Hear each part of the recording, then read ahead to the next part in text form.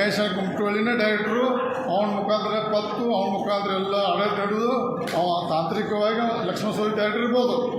ಅದನ್ನು ಗಟ್ಟಿಯಾಗಿ ಮಾಡ್ತೀನಿ. ನಾ ಮಾತಾಡಿ ನಡೆದ ನಿಮ್ಗೆ ವಿಶ್ವಾಸ ಇದೆ.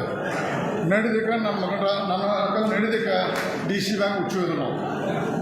ನನ್ನ ಮಗನೂ ರಜೆ ಕೊಡಿಸ್ಬಿಡೋದು. ನನ್ನ ನಡೆದಕ್ಕೆ DC ಬ್ಯಾಂಕ್ದಾಗ ನನ್ನ ಮಗನೂ ರಜೆ ಕೊಡಿಸ್ಬಿಡೋದು.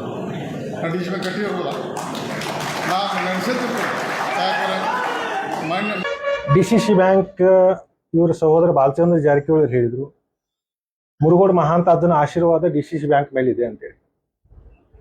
ಈ ಪುಣ್ಯಾತ್ಮ ನಿನ್ನೆ ಮಾತಾಡಿದ DCC ಬ್ಯಾಂಕಲ್ಲಿ ನಾನು ಹೇಳಿದ ಆಗಲಿಲ್ಲ ಅಂದ್ರೆ ಆ ಬ್ಯಾಂಕಿನ ಕಡೆ ತಿರುಗಿ ಉಚ್ಚೆನೂ ಒಯ್ಯೋದಿಲ್ಲ.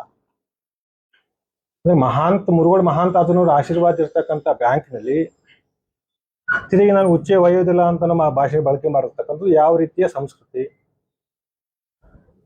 ಅದ್ರ ಜೊತೆಗೆ ಕೃಷ್ಣ ಸಹಕಾರಿ ಸಕ್ಕರೆ ಕಾರ್ಖಾನೆ ಬಗ್ಗೆ ಕೂಡ ಮಾತಾಡಿದ್ರು. ಇವತ್ತು ಘಟಪ್ರಭಾ ಸಹಕಾರಿ ಸಕ್ಕರೆ ಕಾರ್ಖಾನೆ ಪರಿಸ್ಥಿತಿ ಏನಾಗಿದೆ? ಆ ಸಂಸ್ಥೆ ಹಾಳಾಗಿ ಹೋಗಿದೆ ಯಾರಿಂದ?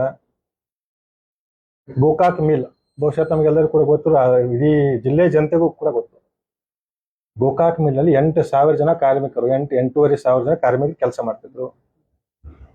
ಇವತ್ತು ಆ ಎಲ್ಲ ಕುಟುಂಬಗಳು ಬೀದಿ ಪಾಲ ಆಗ್ಲಿಕ್ಕೆ ಕಾರಣೀಭೂತರು ಯಾರು?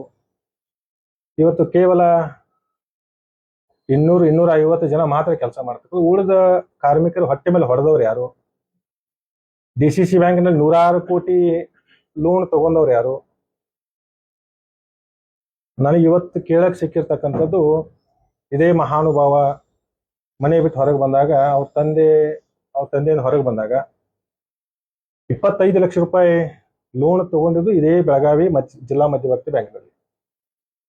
25 ಲಕ್ಷ ರೂಪಾಯಿ ಲೋನ್ ತಗೊಂಡು ಇವತ್ತು ತನ್ನ ರಾಜಕೀಯ ಅಸ್ತಿತ್ವವನ್ನು ಕಾಪಾಡ್ಕೊಂಡು ಬರುವ ನಿಟ್ಟಿನಲ್ಲಿ DCC ಬ್ಯಾಂಕಿನ ಸಹಾಯ ಸಹಕಾರವನ್ನು ಮರೆತು ಆ ಬ್ಯಾಂಕಿನ ಕಡೆ ಉಚ್ಚೆ ಒಯ್ಯೋದಿಲ್ಲ ಅನ್ನೋ ಮಾತನ್ನು ಕೂಡ ಇವತ್ತು ಮಾತಾಡಿರ್ತಕ್ಕಂಥದ್ದು.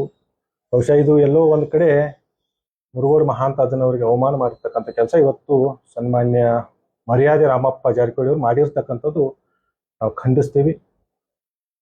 ಈ ಸಂದರ್ಭದಲ್ಲಿ ಅವನಿಗೆ ನಾನು ಒಂದೇ ಒಂದು ಹೇಳಕ್ಕೆ ಇಷ್ಟಪಡ್ತೀನಿ. ಬಹುಶಃ ಯಾವ ಉದ್ದೇಶದಿಂದ ಈ ರೀತಿ ಮಾತಾಡ್ತಾ ಇರೋ ಗೊತ್ತಿಲ್ಲ. ನೆಕ್ಸ್ಟ್ ಟೈಮ್ ಇನ್ನೇನಾದರೂ ಈ ತರ ಪದ ಬಳಕೆ ಆಗಿದ್ದೇ ಆದಲ್ಲಿ ಬಹುಶಃ ನನಗೂ ಪದ ಬಳಕೆ ಮಾಡಕ್ಕೆ ಬರುತ್ತೆ.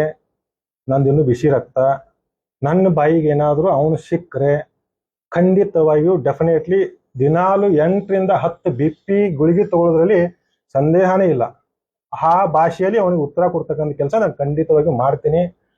ಇವತ್ತು 2023 ಚುನಾವಣೆಯಲ್ಲೂ ಕೂಡ ಜನ ಇವನಿಗೆ ಯಾವ ರೀತಿ ಉತ್ತರ ಕೊಟ್ಟು ಅಂತ ನೋಡಿದ್ದಾನೆ.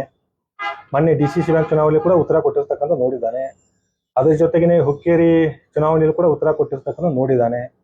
ಇನ್ನೇನಾದರೂ ಅಪ್ಪನಿಗೆ ಬಂದ್ರೆ ಮುಚ್ಕೊಂಡು ಬರೋದು, ಅವನ ಬಗಲು ಬಚ್ಚಾಗಳ ಜೊತೆ ಕೂಡೋದು, ಬಿಟ್ಟಿ ಉಪ್ಪಿಟ್ಟು ತಿಂದು ಮುಚ್ಕೊಂಡು ತನ್ನ ಊರಿಗೆ ಹೋಗಿ ಕೆಲಸ ಮಾಡಬೇಕು. ಇನ್ನೇನಾದ್ರೂ ವಾಪಸ್ ಪರತ್ ನಮ್ಮ ತಂದೆಯವ್ರ ಬಗ್ಗೆ ಆಗಲಿ, ನಮ್ಮ ಕಾರ್ಯಕರ್ತರ ಬಗ್ಗೆ ಆಗಲಿ ಏಕವಚನದಲ್ಲಿ ಅಸಹ್ಯವಾಗಿ ಮಾತಾಡಿದ್ರೆ ಅದಕ್ಕಿಂತ ಕೆಟ್ಟ ಭಾಷೆ ಬಳಸಿ, ಬಹುಶಃ ಅವನ ಜೀವನದಲ್ಲಿ ಅಂತ ಭಾಷೆನೇ ಕೇಳಿರಲ್ಲ, ಅಂತ ಭಾಷೆ ಬಳಸಿ ಅವನಿಗೆ ನಾವು ಉತ್ತರ ಕೊಡ್ತಕ್ಕಂಥ ಕೆಲಸ ಮಾಡ್ತೀನಿ ಅನ್ನೋ ಮಾತನ್ನ ಈ ಸಂದರ್ಭ ನಿಮ್ಮೆಲ್ಲರ ಮುಖಾಂತರ ನಾನು ಹೇಳಿ ಬಯಸ್ತೀನಿ. ನಿನ್ನೆ ಅವನು ಮಾತಾಡಿರ್ತಕ್ಕಂಥ ಭಾಷೆ, ಅವನ ಮನೆಯಲ್ಲಿ ಇರ್ತಕ್ಕಂಥ ಹಿರಿಯರು ಅವನಿಗೆ ಕೊಟ್ಟಿರ್ತಕ್ಕಂಥ ಸಂಸ್ಕಾರ. ಬಹುಶಃ ಅವನು ಹುಟ್ಟಿ 6 ವರ್ಷಕ್ಕೆ ಅವನ ತಂದೆ ತಾಯಿ ಅವನ ಶಾಲೆಗೆ ಕಳಿಸಿದ್ರೆ ಈ ತರದ ಭಾಷೆ ಅವನ ಬಾಯಲ್ಲಿ ಬರ್ತಿರ್ಲಿಲ್ಲ. ಯಾಕಂತಂದ್ರೆ 6ನೇ ವರ್ಷಕ್ಕೆ ಅವನನ್ನ ಕಳುಬಟ್ಟಿ ಕಾಯಿಸೋಕಂತಾನೆ ಅವ್ರನ್ನ ಕಳಿಸಿರ್ತಕ್ಕಂಥ ಹಿನ್ನೆಲೆ ಒಳಗೆ ಬಹುಶಃ ಅವನಂತ ಕೀಳುಮಟ್ಟದ ರಾಜಕಾರಣಿಗಳು ಬಹುಶಃ ನಾವು ನೋಡ್ಲಿಕ್ಕೆ ಸಾಧ್ಯನೇ ಇಲ್ಲ. DCC ಬ್ಯಾಂಕ್ ಬಗ್ಗೆ ಮಾತಾಡಿದ್ರು, ಕೃಷ್ಣ ಸಹಕಾರಿ ಸಕ್ಕರೆ ಬಗ್ಗೆ ಕಾರ್ಖಾನೆ ಬಗ್ಗೆ ಮಾತಾಡಿದ್ದಾರೆ. ನಮ್ಮ ತಂದೆಯ ಬಗ್ಗೆ ಬಹಳ ಅವಾಚ್ಯ ಶಬ್ದಗಳನ್ನು ಬಳಸಿ ಕೇವಲವಾಗಿ ಮಾತಾಡಿರ್ತಕ್ಕಂಥದ್ದು.